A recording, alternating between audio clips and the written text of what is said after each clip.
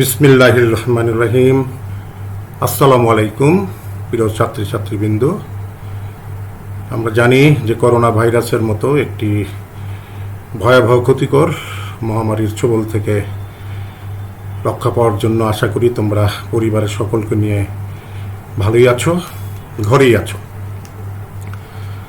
Bangladesh institute of glass and ceramics ইনস্টিটিউটের ব্যবস্থাপনায় digital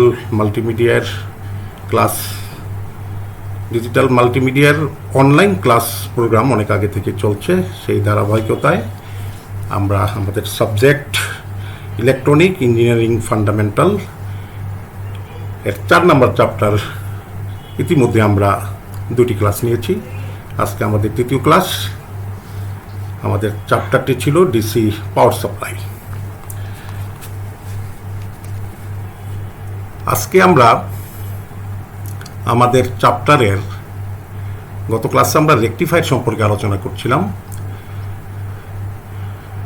rectifier কত প্রকার এবং রেকটিফায়ারের কার্যপ্রণালী সম্পর্কে আমরা আলোচনা করেছিলাম। আমরা বলেছিলাম যে রেকটিফায়ার 2 ধরনের, হাফ ওয়েভ এবং full wave. Full wave bridge rectifier এবং full wave centre tap rectifier সম্পর্কে আমরা বিস্তারিত আলোচনা করেছি। আজকে আমরা তারই ধারাবাহিকতায় হাফ ওয়েভ, ফুল ওয়েভ এবং ব্রিজ রেকটিফায়ারের রিপল ফ্যাক্টর সম্পর্কে আমরা প্রথমে আলোচনা করব। আমরা জানি যে রিপল ফ্যাক্টর রেকটিফায়ারের আউটপুটে আমরা যে ডিসিটা পাই, সেই ডিসিটা আমরা জানি যে এটা পিওর ডিসি নয়। এই ডিসির সাথে কিছু এসি কম্পোনেন্ট থাকে, সেজন্য এটা পিওর ডিসি নয়। এই ডিসিকে বলা হয় পালসেটিং ডিসি, অর্থাৎ ডিসির সাথে কিছু এসি থাকে যেটাকে বলা হয় ভেজাল দ্রব্য, রিপল। এই ভেজাল দ্রব্য এবং এসি কম্পোনেন্টকে মিলে একত্রে আউটপুটের রেকটিফায়ারের আউটপুটে যে ডিসিটা আমরা পাই সেটাকে বলা হয় পালসেটিং ডিসি। এখন রিপল ফ্যাক্টরটা হলো, আমরা জানি যে এসির আরএমএস ভ্যালু আছে, অ্যাভারেজ ভ্যালু আছে। তো এই রেকটিফায়ারের আউটপুটের এসির যে কম্পোনেন্টটা, তার যে আরএমএস ভ্যালু সেটার সাথে ডিসি কম্পোনেন্ট, আউটপুটের যে ডিসি কম্পোনেন্ট তার যে অ্যাভারেজ ভ্যালু, এই দুইটার অনুপাতকে বলা হয় রিপল ফ্যাক্টর। এখন RMS value of AC component of output, এটাকে যদি আমরা আইএসি বলি, আর ডিসি কম্পোনেন্ট, আউটপুটের যে ডিসি কম্পোনেন্ট তার অ্যাভারেজ ভ্যালুটাকে যদি আমরা আইডিসি বলি, তাহলে আমরা বলবো রিপল ফ্যাক্টর মানে সমান আইএসি বাই আইডিসি। এখন আমরা হাফ ওয়েভ রেকটিফায়ারের রিপল ফ্যাক্টর নিয়ে আলোচনা করব। আমরা এখানে দেখছি যে হাফ ওয়েভ রেকটিফায়ারের আইএসিকে যদি আমরা আউটপুটে প্রাপ্ত এসি কম্পোনেন্টের আরএমএস মান বলি, আর আইডিসিকে যদি আমরা আউটপুটে প্রাপ্ত ডিসি কম্পোনেন্ট বলি, আর টোটাল যে ডিসি আউটপুটটা পাবো তার যদি আরএমএস মানটাকে আমরা আইআরএমএস মান বলি, তাহলে আমরা জানি যে আইআরএমএস, যেটাকে বলা হয় রুট মিন স্কোয়ার ভ্যালু কারেন্টের, সেই আইআরএমএস সমান √ IAC square plus ID square. এই ক্যালকুলেশনটা আমরা আগেই থেকে জানি। সেখান থেকে আমরা আইএসিটা বের করে নিলাম যে √ IRMS square by IDC square. এখন আমরা জানি যে উভয় সমীকরণের উভয় পাশে যদি আমরা আইডিসি দ্বারা ভাগ করি, তাহলে আইএসি বাই আইডিসি সমান √ আমরা এইভাবে পেলাম। সুতরাং রিপল ফ্যাক্টর সমান এত। আমরা জানি যে হাফ ওয়েভ রেকটিফায়ারের ক্ষেত্রে রুট মিন স্কোয়ার ভ্যালু যেটা কারেন্টের, সেটা আইএম মানে ম্যাক্সিমাম কারেন্ট বাই 2, এবং আইডিসি সমান ম্যাক্সিমাম কারেন্ট বাই পাই। আমরা জানি যেখানে পাইয়ের মান 3.142, আমরা জানি যে পাই সমান 22/7। সেখান থেকে আমরা ক্যালকুলেশন করে আমরা হাফ ওয়েভ রেকটিফায়ারের ক্ষেত্রে রিপল ফ্যাক্টর আমরা পেলাম 1.21। এবার আমরা যাচ্ছি ফুল ওয়েভ রেকটিফায়ারের রিপল ফ্যাক্টর। সেখানেও আমরা রিপল ফ্যাক্টর হাফ ওয়েভ রেকটিফায়ারের যে ক্যালকুলেশনটা ছিল, যে ফর্মুলাটা, সেখান থেকে আমরা রিপল ফ্যাক্টর সমান √ IRMS square by IDC square -1। সেখান থেকে আমরা যদি মানটা বসাই দিই, আমরা যদি জানি যে হাফ ওয়েভের বেলায় ছিল একরকম, ফুল ওয়েভ রেকটিফায়ারের বেলায় আইআরএমএস সমান আই ম্যাক্স বাই √2 এবং আইডিসি সমান 2Im/π, এটা আমরা আলাদা ক্যালকুলেশন করে আগে আমরা এটা জানি। সেখান থেকে রিপুল ফ্যাক্টরের এই সমীকরণে যদি আমরা মানগুলো বসাই দিই, তাইলে আমরা এখানে দেখব, তোমরা ক্যালকুলেশন করে এটা সুন্দর করে করবে, তাইলে তোমরা দেখবা যে রিপুল ফ্যাক্টরের মান 0.48।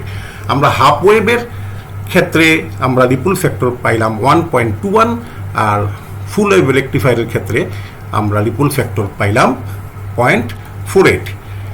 আমরা রিপুল ফ্যাক্টরের সংজ্ঞা থেকে জানি যে রিপুল ফ্যাক্টর সমান IAC/IDC। তাহলে এসি কম্পোনেন্টের মান যত কম হবে, ডিসি আউটপুটটা তত বেশি পিওর বা তত ভালো হবে। যেহেতু এখানে হাফ ওয়েভের বেলায় রিপুল ফ্যাক্টর 1.21 এবং ফুল ওয়েভ রেকটিফায়ারের বেলায় 0.48, সুতরাং দেখা যাচ্ছে যে ফুল ওয়েভ রেকটিফায়ারের রিপুল এখানে কম, তাহলে ফুল ওয়েভ রেকটিফায়ার বেশি কার্যকরী আমাদের সিস্টেমের জন্য। এখন আমরা আসি আমাদের 4.5-এ ওয়েভ শেপ সহকারে বিভিন্ন ধরনের ফিল্টার সার্কিটের অপারেশন, এটা নিয়ে আলোচনা করব। আমরা যেহেতু রেকটিফায়ারের আউটপুটে আমরা যে ডিসিটা পাচ্ছি সেটা পিওর নয়, ইমপিওর, যেটাকে বলা হচ্ছে পালসেটিং ডিসি। সুতরাং পিওর ডিসিটা বের করার জন্য আমাদেরকে কি করতে হবে, রেকটিফায়ার আউটপুটের যে ডিসির সাথে যে এসিটা থাকে সেটাকে যদি আমরা ছেঁকে এসিটাকে আলাদা করে ফেলতে পারি, ডিসিটাকে যদি আমরা আউটপুট সার্কিটে দিয়ে দিতে পারি, তাহলে আমরা পিওর ডিসি পেলাম। এই কাজটা করা হয় ফিল্টার সার্কিটের মাধ্যমে। তাহলে যেই সার্কিটের মাধ্যমে এই অনাকাঙ্ক্ষিত এসি কম্পোনেন্টটাকে বাদ দিয়ে ডিসিটাকে শুধু নেওয়া হয়, সেই সার্কিটটাকে বলা হয় ফিল্টার সার্কিট। আমরা এখন সেই ফিল্টার সার্কিট নিয়ে আলোচনা করব। এসিড কম্পোনেন্টকে বাদ দিয়ে পিওর ডিসি প্রদান করাই এই ফিল্টারের কাজ। এখন আমরা জানি ফিল্টার সার্কিট বেশ কয়েক ধরনের আছে: প্যারালাল বা shunt capacitor filter, series inductor filter, inductor capacitor filter বা যেটাকে বলা হয় RC filter, resistor capacitor filter, RC filter, capacitor inductor capacitor filter বা পাই ফিল্টার। তোমরা চিত্রে দেখো 4.6 সিম্পল ফিল্টার সার্কিট। ফিল্টার সার্কিটের বাম দিকে যেখানে পালসেটিং ডিসি আমরা রেকটিফায়ার আউটপুট থেকে যেটা পাই, সেখানে দেখো যে একমুখী কারেন্টের সাথে কিছু ভেজাল এসি কম্পোনেন্ট থাকায় এখানে এই যে কারেন্টের মানটা আপ অ্যান্ড ডাউন হচ্ছে। আর যদি আমরা রেকটিফায়ার থেকে আমরা আউটপুটটা নিতে পারি, তাহলে আমরা একদম টোটালি আমরা একমুখী কারেন্ট পাবো, যেখানে কোনো আপ অ্যান্ড ডাউন কারেন্ট নাই, একবারে সরাসরি সোজা। এটা পিওর ডিসি। আমরা এখানে শান্ট ক্যাপাসিটর ফিল্টার নিয়ে আলোচনা করব। এখানে হাফ ওয়েভ রেকটিফায়ারের আউটপুটে আমরা প্যারালালে একটা ক্যাপাসিটর সংযোগ করছি, মানে শান্টে একটা ক্যাপাসিটর সংযোগ করে তার আউটপুট আরএল থেকে আমরা যদি আউটপুটটা নেই, তাহলে আমরা যে আউটপুটটা পাবো সেটা পিওর ডিসি। এখানে দেখো যে উইদাউট ফিল্টারে এসি কম্পোনেন্ট আছে এবং উইথ ফিল্টারে এসি কম্পোনেন্ট নাই। এখানে শুধু একটি ফিল্টার সার্কিট হিসাবে ক্যাপাসিটরকে প্যারালালে ব্যবহার করা হয়েছে। আমরা জানি ক্যাপাসিটরের কাজ হলো এসিটাকে ব্লক করে দেওয়া, আটকায় রাখা, আর ডিসিটাকে আউটপুটে দেওয়া। তাহলে এখানে দেখলাম যে আমরা যেই ডিসিটা পেলাম উইথ ফিল্টারের মাধ্যমে, সেটা পিওর ডিসি, যেটা প্রায় একমুখী কারেন্টের মতো। একইভাবে শান্ট ক্যাপাসিটর ফিল্টার এখানে আমরা ব্যবহার করছি। আগেটা ছিল হাফ ওয়েভ, এখানে ফুল ওয়েভ।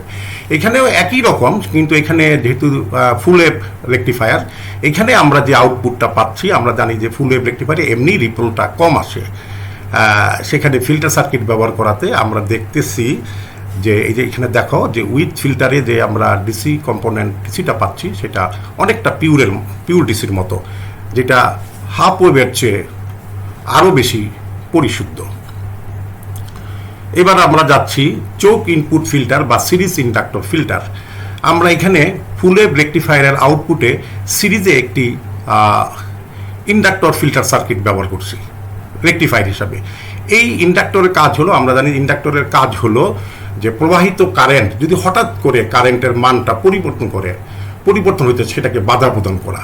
তা আমরা জানি যে এসি কারেন্টটা আপ অ্যান্ড ডাউনে হয়, তো সেই কারণে এই পিওর ডিসির সাথে যদি রেকটিফায়ারের কোনো এসি কম্পোনেন্ট থাকে, এই ইন্ডাক্টর সার্কিট সেটাকে বাধা দিবে। বাধা দিলে আমরা আউটপুটে মোটামুটি পিওর একটা ডিসি কম্পোনেন্ট পাবো। এই চিত্রের মধ্যে তোমরা দেখো যে এখানে দুইটা ওয়েভ শেপ আছে, একটা উইদাউট ফিল্টার যেটার মধ্যে এসি কম্পোনেন্ট আছে, আর একটা উইথ ফিল্টার যেটার মধ্যে এসি কম্পোনেন্ট কম আছে। এখন আমরা চোক ইনপুট বা ইন্ডাক্টর ক্যাপাসিটর এলসি ফিল্টার নিয়ে আলোচনা করব। এখানে ফিল্টার সার্কিটে দুইটা কম্পোনেন্ট ব্যবহার করা হয়েছে, একটা হলো ইন্ডাক্টর এবং ক্যাপাসিটর। ইন্ডাক্টরটা এখানে সিরিজ আছে, ক্যাপাসিটরটা প্যারালাল বা শান্টে আছে রেকটিফায়ারের আউটপুটের সাথে। আমরা জানি যে ইন্ডাক্টরের কাজ হলো, যেটা আমরা আগেই বলেছিলাম, যে যদি কোনো কারেন্ট পরিবর্তনশীল হয় সেই পরিবর্তনটাকে বাধা দেওয়া। আমরা জানি যে একমাত্র এসির বেলায় কারেন্টটা পরিবর্তন হয়। আর ক্যাপাসিটরের কাজ হলো এসিটাকে ব্লক করে রাখা, ডিসিটাকে আউটপুটে দিয়ে দেওয়া। সেই কারণে এখানে ফিল্টার সার্কিটের এল এবং সি কম্পোনেন্ট দুইটা মিলেই রেকটিফায়ারের আউটপুট ডিসিতে যে এসি কম্পোনেন্ট আছে সেটা ইন্ডাক্টর তার ধর্ম অনুযায়ী বাধা দিবে, ক্যাপাসিটরও তার ধর্ম অনুযায়ী বাধা দিবে।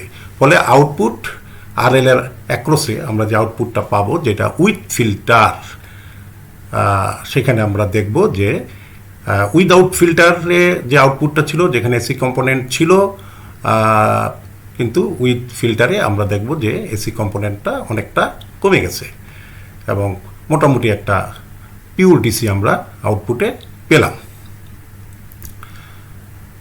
এবার আমরা ক্যাপাসিটর, ইন্ডাক্টর, ক্যাপাসিটর বা সিএলসি বা পাই ফিল্টার সার্কিট নিয়ে আলোচনা করব। এখানে ফিল্টার সার্কিটে তিনটা কম্পোনেন্ট ব্যবহার করা হয়েছে, ক্যাপাসিটর, ইন্ডাক্টর এবং ক্যাপাসিটর।